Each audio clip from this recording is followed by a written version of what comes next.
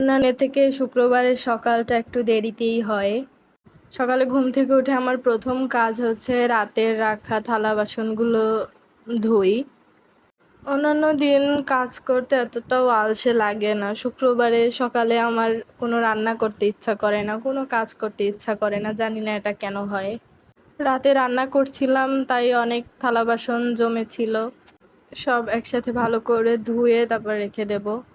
অন্যান্য দিন রাতে রান্না করলে থালা বাসন সব ধুয়ে রাখি, কিন্তু আজকে যেহেতু শুক্রবার তাই কালকে আর ধুয়ে রাখিনি, রাতে আজ সকালেই ধোবো। তাই থালা বাসনগুলো ধোয়ার পরে এদিকে চা বসিয়ে দিলাম। আমার বরের আবার ঘুম ভাঙার আগে তার চা দিতে হয়।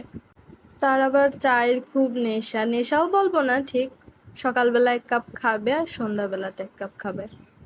সে ওইদিকে তার শালির সাথে ফোনে কথা বলছে, বা চাটা তাকে দিয়ে আসবো।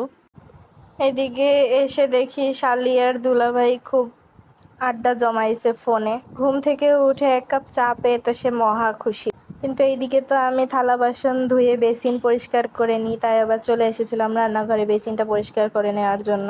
আমি সবসময় থালা বাসন ধোয়ার পরে বেসিন মেজে পরিষ্কার করে রাখি, তারপরও কেন জানি কালো কালো দাগ হয়ে থাকে বেসিনের উপরে। জানি না কি দিয়ে পরিষ্কার করলে এটা একদম চকচক করবে, সবসময় বেসিনটা চকচক থাকবে। বেসিন পরিষ্কার করার পরে ভাতটা বসিয়ে দিতে হবে, তাই চালটা ধুয়ে নিলাম। যাই হয়ে যাক, পৃথিবী উল্টে গেলেও মেয়ে মানুষের রান্না তো করতেই হবে। তাই সকালের রান্না করার জন্য ভাতটা বসিয়ে দিলাম। ভাতটা রাইস কুকারে বসিয়ে দেব। আমি আবার ফ্যান সহ ভাত খেতে পারি না, এর জন্য বেশি করে জল দিতে হয়, ফ্যানটা ঝরাই নিতে হয় আমার। ফ্যান না ঝরালে আমার কেমন যেন ভাত দিয়ে গন্ধ লাগে। আর এদিকে আলু সিদ্ধ দিয়ে দিলাম। সকালের খাবার যেহেতু, তাই সিম্পল খাবার খাবো। এদিকে ডিম ভাজি করার জন্য পেঁয়াজ কেটে নিলাম আর কাঁচা ঝাল কেটে নিলাম। এবার দুজনের জন্য 2টা ডিম ভেজে নেব। ডিম ভাজা হতে হতে আমি তোমাদের একটা গল্প শেয়ার করি। সকালবেলা ডিম ভাজতে গেছি, ফোনটা স্ট্যান্ডে রাখছি, ঠাস করে ফোনটা ডিমের মধ্যে পড়ে গেছে। যাই হোক, আমার ফোনটা বেঁচে আছে, যেহেতু গরম তেল ছিল তাই সাইডে একটু সমস্যা হয়েছে।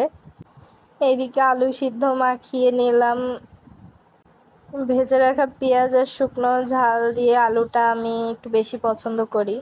দুজনের ভাতটাই বেড়ে নেব এখন। এটাই ছিল আজকে আমাদের শুক্রবারের সকালের খাবার।